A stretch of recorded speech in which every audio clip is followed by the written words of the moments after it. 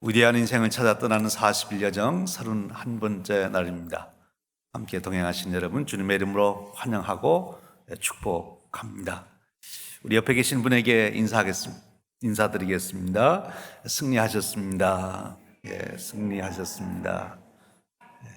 한 번 더 특별한 인사를 드립니다. 신기록을 세우셨습니다. 뭐라고 답변하셔야 되죠? 주님의 은혜입니다. 주님의 은혜로 31번째 우리 새벽 기도에 승리하고 있습니다.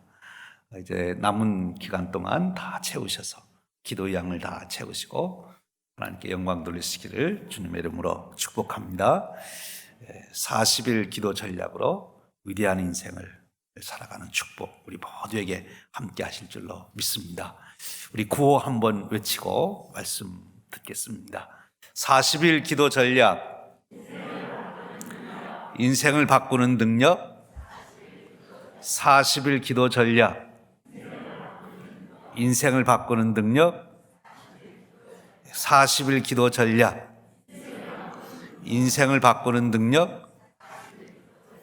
40일 기도 전략으로 인생을 위대한 인생으로 바꾸는 그런 축복이 우리에게 주어질 줄로 믿습니다.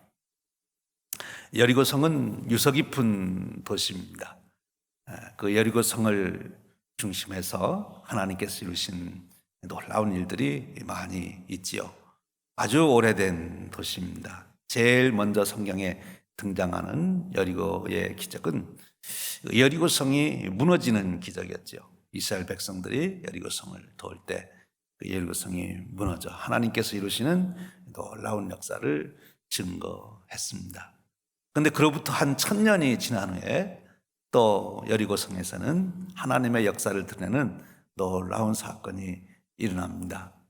바로 예수님께서 여리고성에 들으셔서 말씀을 전하시고 여리고성을 떠나 이제 예루살렘으로 가시려고 떠나실 때 거기에 맹인 두 사람이 나타나서 소리를 지릅니다. 우리를 불쌍히 여겨 주시옵소서.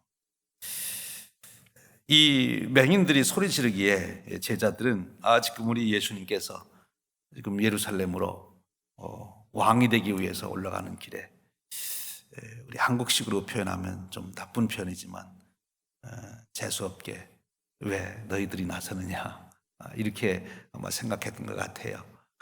그래서 비켜라 잠잠하라 이러는데 사실 제자들이 무지해서 그런 거지요. 하나님이 이루시는 놀라운 역사를 드러내시려고 지금 이 두 사람을 보낸 거예요. 여기서도 우리가 놀라운 지혜를 얻게 됩니다. 여러분, 우리가 만나는 사람들 하나님께서 우리에게 보내주시는 사람으로 믿으시기를 축원합니다. 그가 누구든 그를 통해서 하나님께서 나를 깨우쳐 주시든지 내게 어떤 은혜를 베풀게 하시든지 아니면 나로 큰 교훈을 얻게 하든지 나를 훈련시키든지 그러시기 위해서 내게 보내주시는 사람들이다. 그래서 하나님께서 저를 통하여 내게 어떤 역사를 이루실까, 내게 무엇을 주시려고 그럴까, 나를 어떻게 깨우쳐 주실까, 나를 어떻게 훈련하실까, 이런 시각에서 대하게 되면 우리가 모든 사람을 만날 때 하나님이 이루시는 은혜를 우리가 경험할 수 있습니다. 바로 예수님은 그렇게 사람을 대했습니다. 지금 여리고성을 떠나서 지금 이렇게 나가는 그 수많은 사람들이 따라오고 있는 거기에 우리를 불쌍히 여겨달라고 소리 지르는 이 맹인들, 이 사람들을 향하여 주님께서 다가가십니다. 그리고 주님께서 묻습니다. 너에게 무엇을 하여 주기를 원하느냐라고 묻습니다. 이 예수님의 이 질문은 우리가 상식적으로 생각해 보면 참 잘 맞지 않는 질문이 아닌가.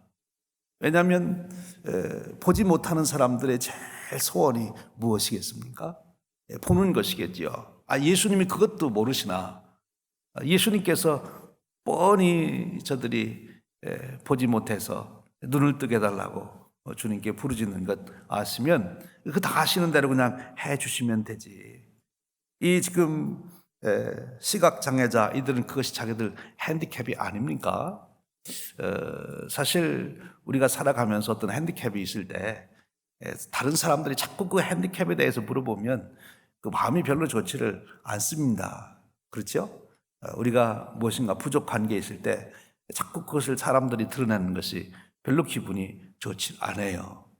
그래서 우리가 장애우들을 대할 때나 이렇게 핸디캡이 있게 된 분들을 대할 때 조심을 해야 되지 않습니까? 그런데 예수님께서는 물어보시는 거예요. 내가 무엇을 원하느냐라고 묻습니다. 왜 이 질문이 꼭 필요했을까 하는 생각을 해보는 거죠. 예수님께서 쓸데없는 질문은 하지 아니하셨을 텐데 왜 그러셨을까? 오늘 문맥으로 봐서 분명한 것은 이 두 사람을 놀리기 위한 것도 아니고 사실 예수님이 모르셔서 그런 것이 아니라 그들 스스로가 자기들의 문제를 고백하도록 자기들의 문제가 무엇인지를 밝히도록 하시기 위해서 그러셨다는 것입니다. 무엇인지 정확하게 이야기하도록 주님께서 지금 질문으로 이끌어내신 것입니다. 왜 그러셨을까요? 왜 예수님께서 그들이 무엇이 소원이냐고 이렇게 물으셨을까요? 오늘 이 아침에도 주님께서는 여러분들에게 묻습니다. 너 무엇 때문에 기도하러 나왔니? 내 기도 제목이 무엇이냐? 라고 묻는 거죠. 오늘 이 새벽에 나오신 여러분, 모두 여러분들에게 기도 제목이 있으시지요? 분명히 있으십니까? 예. 그런데 오늘 이 새벽에 나오신 여러분들은 그러신데 설문조사를 해보고 사람들을 만나보면 사람들이 기도 제목이 뭔지를 잘 모른다는 거예요. 좀 더 보편적으로 말하면 사람들에게 내 소원이 뭐냐? 그러면 좀 생각 좀 해볼게요. 자기 소원이 뭔지를 모르고. 좀 더 구체적으로 우리 대학 1학년 학생들에게 너 뭐 전공할래? 그러면 글쎄 뭐 생각 좀 해보고요. 뭘 전공할지 몰라. 지금 대학교 들어갔으면 자기 전공할 것을 확실하게 찾아서 공부를 해야 되는데 지금 공부를 해야 되는데 모르는 거예요. 뭐를 전공해야 되는지 알아야 되지 않겠어요? 우리 일상에서도 경험하는 것. 식당에 가서 이제 식사를 하시려고 그러는데 웨이트리스가 와가지고 물어요. 뭐 드시려냐고. 그러면 뭘 먹을지 몰라가지고 뭐 맛있는 거 없어요. 그럼 뭐라고 그래요? 다 맛있습니다. 예. 다 맛있습니다. 예. 맛있는 거 없어요. 그렇게 물어보면은 오더가 안 되는 거예요. 여러분 식당 가서 맛있는 거 주세요. 그러면 안 나와요, 식탁이. 여러분들 오믈렛을 시키든지 팬케이크를 시키든지 뭐를 분명하게 시켜야 그게 나오지. 그냥 맛있는 거 주세요. 안 나옵니다. 다 맛있는데 안 나와요. 구체적으로 돼야 돼. 우리가 하나님께 기도할 때 하나님 형통하게 해주세요. 성경에서는 대표성 있게 말을 쓰기 위해서 그렇게 썼지만 그것을 내 자신에게 적용할 때는 구체적으로 그것을 말해야 된다 하는 것입니다. 구체적으로. 우리 옆에 있는 분에게 한번 물어보세요. 당신의 소원은 무엇입니까? 당신의 소원은 무엇입니까? 대답할 준비가 돼 있으십니까? 우리가 주님께서 오늘 이 아침에 여러분들에게 이 새벽에 내게 구하러 나왔으니 내가 꼭 들어주마. 그래 내 소원 뭐냐? 이렇게 물으실 때 여러분 대답 있으십니까? 구체적으로 대답을 준비해라 하는 것입니다. 일반 회사에서도 경영론을 얘기할 때 제일 중요한 것이 뭐냐? 그럴 때 미션 스테이트먼트를 만들어라. 비전 스테이트먼트를 만들어라. 그렇게 얘기를 해요. 그것이 안 되면 건전한 회사 경영도 안 되는 거예요. 우리 기업의 목적이 뭔지, 올해 우리가 이루어야 될 목표가 무엇인지를 분명한 기업들이, 회사들이 그것을 달성하고 성공하는 거죠. 분명해야 된다는 거예요. 목표가 분명해야 된다. 내가 바라는 소원이 분명해야 된다 하는 것입니다. 자신이 원하는 것을 갖지 못하는 이유는 역설적으로 자기가 원하는 게 뭔지를 몰라서 못 갖는다. 나는 이것이 꼭 필요합니다. 이게 분명해야 된다. 오늘 주님께서는 이 맹인들에게 네가 무엇을 원하느냐 이렇게 묻듯이 오늘 우리에게도 묻고 있습니다. 좀 더 깊은 차원으로 우리가 질문을 할 수도 있지요. 내 인생의 의미는 무엇인가? 그 의미를 추구하며 살아야 되는 거죠. 그래야 인간은 삶의 보람이 있는 거예요. 왜 내가 살아가는 삶이 이렇게 허무한가? 내 삶이 왜 이렇게 무료한가? 왜 내 삶에는 열정이 없는가? 삶의 의미를 모르니까 그렇죠. 좀 더 우리가 작은 것부터 보다 본질적인 것까지 우리가 분명한 답을 가지고 있어야 된다는 거예요. 여러분들이 하나님의 약속해 주신 것, 사실 우리의 기도에 제일 중요하고 확실한 제목은 하나님께서 약속해 주신 것을 내 사명으로, 내 소원으로 삼는 거죠. 하나님이 내게 주신 소명, 내게 주신 사명, 그것이 내 소원이 되면 그 하나님이 주신 약속, 그것에 내가 기도의 원을 그리라, 그것을 붙들고 기도하라 하는 거죠. 에스겔서 36장 37절에 가면 아주 놀라우신 말씀이 있어요. 주 여호와께서 이같이 말씀하셨느니라. 그래도 이스라엘 족속이 이같이 자기들에게 이루어주기를 내게 구하여야 할지라 는 말씀이에요. 이 말씀이 무슨 말씀인가 하면 이스라엘 백성들이 이제 바벨론의 포로로 잡혀갔습니다. 이제 포로 생활을 하고 있는데 도무지 해방될 기미가 보이지 않습니다. 그럴 수가 없는 거죠. 포로로 간 그들이 어떻게 바벨론에서 해방될 수가 있겠습니까? 군사력으로나 정치적으로나 경제적으로나 자기들이 해방될 수가 없는 거죠. 그런데 하나님께서 에스겔 선지자를 통하여 놀라운 말씀, 약속의 말씀을 주시는 거예요. 지금 너희들을 내가 이제는 예루살렘으로 다시 데리고 가겠다. 그래서 황폐한 예루살렘을 다시 에덴 동산처럼 내가 만들어 줄 것이다. 그리고 모두 포로로 잡혀가거나 다 죽임을 당해서 이제 사람이 없어진 그 도성에 내가 양떼가 초장을 덮은 것 같이 그렇게 많은 사람이 살 수 있도록 예루살렘을 번성하게 내가 할 것이다. 하나님께서 작정한 것이니까 반드시 이루어질 것입니다. 그런데 하나님께서 내가 이렇게 계획하고 내가 할 것이지만 그래도 너희들이 할 일이 있다. 그래도 네가 이것이 이루어지도록 구하여야 할 것이다. 그렇게 말씀합니다. 하나님께서 우리에게 다 주시기로 계획하고 있지만 그래도 내가 그것을 구해야 된다 하는 것입니다. 여러분 이 사실을 꼭 기억하시길 바랍니다. 우리가 하나님 앞에 하나님 주신 약속을 붙들고 기도할 때 그 약속이 우리에게 구체적으로 이루어질 수 있다 하는 것입니다. 하나님은 우리를 사랑하시고 전능하시고 뭐든지 하실 수 있기 때문에 그의 계획하신 것을 반드시 이루십니다. 그래도 구해야 된다는. 우리가 사도행전으로 와보면 이제 예수님이 승천하시면 예수님께서 약속하신 대로 누구를 보내주십니까? 성령님을 보내주시기로 하셨습니다. 성령님은 반드시 오십니다. 예수님이 십자가에서 구속의 사역을 이루셨기 때문에 그 은혜로 인하여 이제는 하나님의 새로운 시대, 교회의 시대를 열기 위해서 성령님이 오셔서 반드시 교회를 세우실 것입니다. 그런데 성령님이 오시는데 무엇을 하라고 그랬어요? 너희들은 내가 약속하신 것을 기다려라. 예루살렘 떠나지 말고 성령이 오실 때까지 기다려라. 그 기다리라는 말씀은 기도하라 그런 말씀입니다. 그래서 어떻게 했습니까? 예수님의 제자들이 다락방에 모여서 열심히 기도했어요. 그 열심히 기도할 때 바로 성령님께서 충만하게 임하신 줄로 믿습니다. 오늘 또 하나님께서는 우리에게 수많은 약속을 주시고 바로 이것이 내가 너를 위하여 준비된 축복이다 라고 말씀하시면서 그런데 네가 할 일은 그것을 구해라. 그러면 내가 그것을 너에게 주겠다고 말씀하시는 거예요.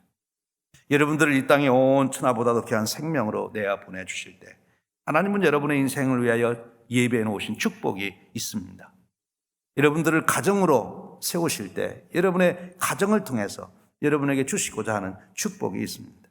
여러분들이 우리 교회로 인도되어 우리 교회의 한 지체가 되고 우리가 함께 교회를 이룰 때 우리 교회를 통해서 하나님이 주시려고 하는 축복이 있습니다. 바로 그것을 우리가 구해야 된다는 거예요. 하나님께서 예배해 놓으신 그 축복을 구해라 하는 것입니다. 구하되 구체적으로 구하라는 거죠. 우리가 교회를 위해서 기도할 때도 교회가 부흥되게 해 주십시오. 우리가 그렇게 기도할 수도 있습니다만 그걸 더 구체화시켜서 기도해야 되는 거죠. 우리의 기도의 동행자 100명을 주시길 원합니다. 기도하는 교회가 되게 해 주십시오. 좀 막연한 거예요. 40일 특별 새벽 기도회를 하기를 원합니다. 우리 교회 중보기도팀 50명이 세워지기를 원합니다. 이렇게 구체적으로 기도하셔야 된다.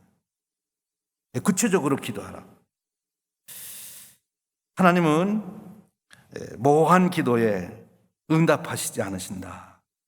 마크 베트슨 목사님의 기도 생활을 획기적으로 변화시킨 말씀이라고 합니다. 하나님은 모호한 기도에 응답하시지 않는다. 두루뭉실하게 기도하면 응답이 됐는지 안 됐는지 알 수가 없는 거예요. 식당에 가서 맛있는 거 주세요 하면은 음식이 안 나오는 것처럼 두루뭉실하게 기도하면 안 된다 하는 것입니다. 먼저 우리가 구체적으로 기도해야 됩니다. 그런데 왜 구체적으로 기도하지 아니할까? 마크 베트슨 목사님은 자기의 속마음을 고백하는데 좀 이렇게 폭넓게 우리 고기 잡는 것으로 말하면 낚시질을 하지 않고 이제 그물을 던지는 것처럼 대충 이렇게 던져놓으면 그래도 뭐가 걸리겠지. 형통하게 해 주십시오. 그러면은 뭔가 하나가 걸리겠지. 이렇게 생각하고 일반적인 두루뭉실한 기도를 하는데 그러지 말고 구체적으로 낚시를 하듯이 기도를 해라. 이렇게 부탁을 하는 거지요.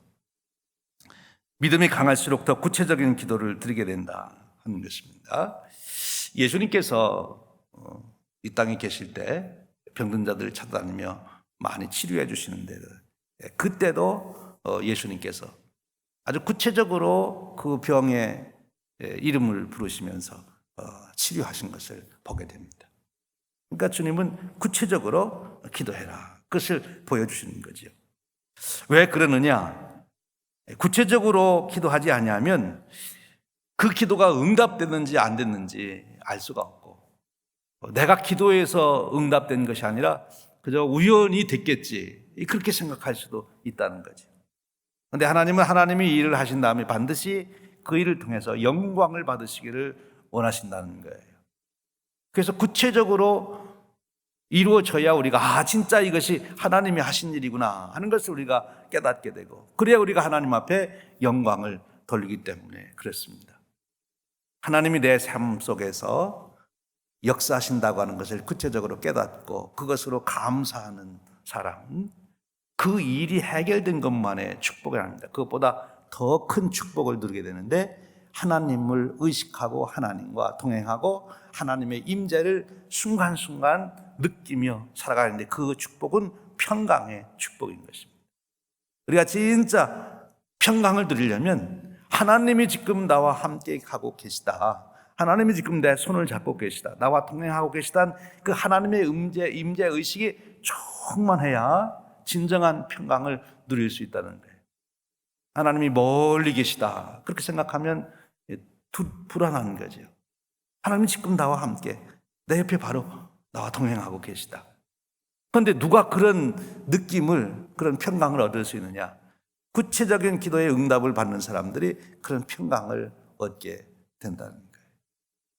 누가 순간순간 오는 죄의 유혹을 물리칠 수 있느냐? 하나님이 지금 나와 함께 계시다. 지금 하나님 나를 지켜보고 계시다. 하나님 지금 내 옆에 계시다. 이렇게 생각하는 사람은 절대 죄를 안 짓는다는 거예요. 여러분 어떻습니까? 여러분의 일생을 살아가시면서 가끔씩 그래도 한번 죄 지어보고 싶으세요? 아니면 평생 오늘 이후에 절대로 나는 죄를 안 짓고 살고 싶습니다. 그게 여러분들의 마음 아니십니까? 그 삶이 거룩하고 위대한 삶 아닙니까? 어때 여러분은 자신은 잘 모르겠는데 그럼 여러분 옆에 있는 분 생각해 보세요. 여러분 남편이나 아내가 그래도 가끔은 죄를 짓고 살았으면 좋겠다. 저 사람은. 그런 사람하고 살고 싶습니까? 여러분 친구들을 한번 생각해 보시고 우리 친구는 그래도 열흘에 한 번씩은 죄를 짓고 살아도 괜찮겠다. 아니죠. 우리가 죄를 안 짓고 살기를 원합니다. 나도 그래야 되겠죠. 그런데 그렇게 살 수 있는 능력, 그것은 바로 하나님께서 지금 나와 함께 계시고 내가 하고 있는 것을 다 보고 계시고, 아니 내가 속말하는 것까지 하나님은 다 들으신다. 그러면 우리가 속말을 할 때도 조심하는 거예요. 그 사람 저렇게 문을 나가도 뒤에다 대고 말을 안 하는 거예요. 하나님이 들으시니까. 하나님이 들으시니까. 그러면 죄 안 짓고 사는 거죠. 누가 그런 축복, 그런 은혜를 누리고 살 수 있느냐? 구체적인 기도를 통해서 하나님께서 그것을 들어주시는 것을 경험한 사람들이 그런 은혜를 누리며 살게 되는 거예요. 그래서 믿음이 강할수록 더 구체적인 기도를 드리게 된다는 것입니다. 그리고 그 기도의 응답으로 인해서 하나님을 더 친밀하게 경험하게 됩니다. 우리가 읽고 있는 기도의 원그리게 책에 보면 마크 베트슨 목사님이 그 교인 한 분, 러시아에서 온 부부를 소개하고 있지 않습니까? 세르게이 알레오네라고 하는 부부입니다. 근데 그 알레오나라고 하는 아내가 구체적으로 기도하게 되는데, 그분이 원래 패션 디자이너였는데 이 러시아에서도 아주 잘 나가는 그런 패션 디자이너인데, 그러니까 이제 미국에서 간 선교사님에 의해서 복음을 듣고 이제 그가 구원의 축복을 받게 되지요.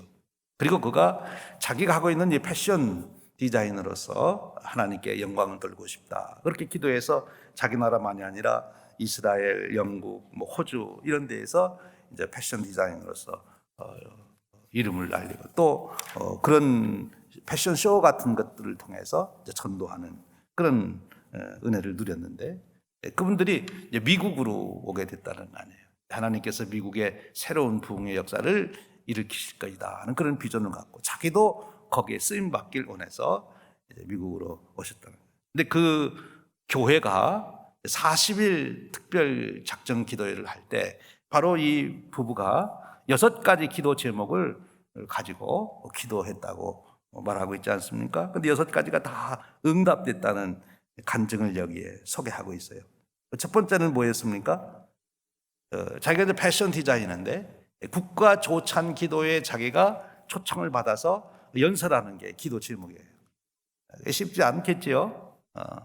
그 국가 조찬 기도에 오신 분들은 다 유명한 사람들인데, 알려진 분들인데, 근데 그 기도가 응답됐는데 국가 조찬 기도에 가서 자기가 연설할 뿐만 아니라 거기에 왔던 분이 감동을 받고 노르웨이의 컨퍼런스에도 자기를 초대해줘서 노르웨이까지 가서 또 연설하게 됐다. 두 번째 기도 제목은 뭐였습니까? 이제 러시아에서 왔으니까 이비완 비자를 받아야 되잖아요. 그것을 위해서 기도했는데 하나님은 더 좋은 것으로 주셔서 그린카드를 받게 해주셨다. 아주 구체적이지 않습니까? 그리고 세 번째로는 그 남편이 천식으로 인해서 이제 고생하고 있는데 그 아내가 자기 남편의 천식을 고쳐주십시오 했는데 40일 기도회가 끝난 다음부터 약을 안 드신다 그래요. 그러니까 고쳐진 것 아닙니까? 네 번째로는 딸과 사위가 미국에 좀 왔으면 좋겠는데 비자를 받아야 되는데 비자가 나오게 해주십시오. 그랬더니 비자가 나왔어요. 2주 만에 나왔어요. 다섯 번째 기도 제목은 자기가 이제 사진 기자가 좋은 분이 있어야 이제 자기가 패션쇼 같은 거 할 때 잘 하시는데 그 좋은 믿음 있는 사람, 좋은 동역자를 만나게 해주십시오. 동업자를 만나게 해달라고 그랬는데 아주 유명한 사진 작가가 무료로 그냥 자기는 하겠다. 그래서 좋은 동업자를 만나게 된 거 아닙니까? 여섯 번째로는 남편이 이제 직장이 없어서 자기는 일을 하는데 남편을 위해서 기도했더니 40일 기도회가 끝난 다음에 이틀 만에 내셔널 지오그래픽 회사에서 그가 엔지니어로 일하게 됐다. 그렇게 6가지 기도 제목을 응답됐음을 소개하고 있지 않습니까? 이 사람처럼, 이 알레오나처럼 우리도 아주 구체적으로 기도하자 하는 거예요. 여러분 자녀들을 위해서도 학교 입학이든지 직장을 가는 것이든지 결혼 문제든지 자녀들을 위해서도 구체적으로 기도해야 되는 거죠. 우리 자녀들 잘 되게 해주십시오. 그렇게 기도하시지 말고 더 구체적으로 기도하셔야 돼요. 여러분의 비즈니스를 위해서도 더 구체적으로 기도하셔야 돼요. 하루에 내가 몇 시간 일할 수 있게, 아니면 하나님 제가 우리 비즈니스가 매상이 얼만큼 될 수 있게 해 주십시오. 구체적으로 기도하시라는 거예요. 교회 생활을 통해서도 마찬가지예요. 하나님 제가 신앙생활, 우리 교회 생활 하게 되는데 교회에서 제가 이런 일을 감당하기를 원합니다. 교회 생활을 통해서 제가 이런 열매를 거두기를 원합니다. 우리 마크베터슨 목사님이 그런 재미있는 표현을 했어요. 사다리를 타고 우리가 성을 올라가게 되는데 우리가 사다리만 막 오르다 보면 그 사다리가 성에 이렇게 기대어 있다고 하는 것, 성벽에 기대어 있다는 것을 잊어버릴 때가 있다 하는 것입니다. 그 얘기는 무슨 뜻인가 하면 우리가 너무 일상의 생활에 바삐 돌아가다 보면 내 인생의 목적도 하나님이 주신 사명도 보다 본질적이고 근본적인 것을 잊어버릴 때가 있다는 것입니다. 즉 하나님께 기도해야 될 것을 잊어버리고 있다는 거예요. 오늘 당장 식사 준비하느라고 바쁘고 당장 출근하느라고 바쁘고 당장 내게 맡겨진 그 일을 빨리 하느라고 바빠가지고 하나님께 기도해야 될 것을 잊어버려요. 우리의 인생이 어디에 의탁되어 있고 어디에 의존해야 됩니까? 하나님을 의존해야 돼요. 사다리가 이 벽에 잘 기대어 있어야 흔들리지 않고 잘 서 있는 것처럼 우리 인생은 하나님께 의존되고 기대어 있어야 되는데 그걸 잊어버리는 거예요. 지금 당장 한 계단 올라가는데 바빠가지고 우리가 아무리 바빠도 그래서 하나님 앞에 기도하는 것, 이것을 잊어서는 안 된다. 구체적으로 기도하라 하는 것입니다. 이제 다시 오늘 우리를 향하여 질문합니다. 당신이 돌아야 될 여리고는 무엇입니까? 여러분의 치유를 위해서 기도하십니까? 치유도 그냥 건강이 아니라 여러분이 가지고 있는 지병을 넣고 또 여러분들이 어떤 목표를 넣고 기도하십시오. 구체적으로 기도하십시오. 여러분의 비즈니스나 또 어떤 계획이 있다면 그 계획을 넣고 기도하십시오. 자녀들의 어떤 위해서 기도한다면 자녀들을 위해서도 구체적으로 여러분들이 기도해야 된다 하는 것입니다. 구체적인 기도, 주님은 그것을 원하시고 그 기도를 응답해 주신다 하는 것입니다. 그러기에 우리의 기도 제목이 시간이 흐를수록 바뀌겠죠. 왜냐하면 우리의 상황이 계속 바뀌니까. 10년 전 기도 제목이나 지금 기도 제목이나 같아서는 안 되는 거죠. 그 상황과 시대에 맞게 자기에게 주어진 그 형편 속에서 지금 기도해야 되는 것이죠. 그러니까 늘 기도 제목이 더 구체적이에요. 시간과 공간의 안에서 이루어지는 구체적인 사건으로서 우리가 기도해야 된다 하는 것입니다. 신앙 성장을 위해서도 많은 분들이 기도 제목을 써냈어요. 금년도 기도 제목이 뭡니까? 그러니까 신앙이 더 성장되길 원합니다. 너무 막연한 거예요. 거기에 쓰셔야 돼요. 내가 이제 주일 예배만 나왔는데 수요예배도 나오게 해주십시오. 라든지 내가 성경을 그동안은 가끔씩 읽었는데 이제 매일 성경을 한 장씩 읽게 돼요. 아니면 내가 매일 30분씩 성경을 읽는 사람이 되게 해주십시오. 라든지 아니면 그동안은 내가 기도 생활할 때 그저 앉으면 생각나는 대로 기도했는데 이제는 내가 기도 제목을 내 노트에 적어서 내가 그것을 가지고 그 기도 제목을 보면서 내가 기도하겠습니다. 그동안은 그저 내가 생각나는 대로 사람들을 위해서 기도해 줬는데 이제는 내가 속원들이나 식구들이나 아니면 가까운 분들에게 기도 제목이 뭐냐고 물어서 내가 꼭 그것을 넣고 기도하겠습니다 하는 게. 저도 언젠가부터 제가 정확한 횟수는 잊어버렸습니다만 우리 성도님들을 위해서 기도할 때 새벽에 기도하다 보니까 맨날 똑같은 기도를 하는 거예요. 사람은 다 다른데 그래서 해마다 제가 이렇게 기도 제목을 받습니다. 그래서 새벽마다 기도할 때 이걸 보고 제가 기도를 해요. 그래서 여러분, 이 기도 제목을 써서 이렇게 기도하는 것은 참 도움이 되는 거예요. 구체적으로 기도하시라 하는 것입니다. 사람들은 자기가 무엇을 원하는지를 모르고 살아가는 사람들이 많다고 합니다. 우리 그리스도인들 중에는 자기 기도 제목이 무엇인지도 모르면서 예배에 참석하고 기도회에 참석하는 사람이 많다는 거지요. 오늘 이 새벽에 나오신 여러분, 우리가 분명한 기도 제목을 가지고 기도해서 응답받고 그것을 하나님 앞에 영광 돌릴 수 있는 그런 기도의 삶이 되시기를 주님의 이름으로 축원드립니다. 하나님은 구체적인 소원을 좋아하시고 그 소원을 들어주십니다. 오늘 여러분들이 소원을 정하실 때 하나님 주신 약속을 여러분의 소원으로 삼아 기도하셔도 참 좋습니다. 또 여러분의 삶에서 일어나는 일들을 놓고 기도 제목으로 삼으셔도 됩니다. 분명한 기도 제목을 가지고 기도에 승리하시기를 주님의 이름으로 축원드립니다. 우리 함께 주제 찬양 부르고 또 기도하겠습니다.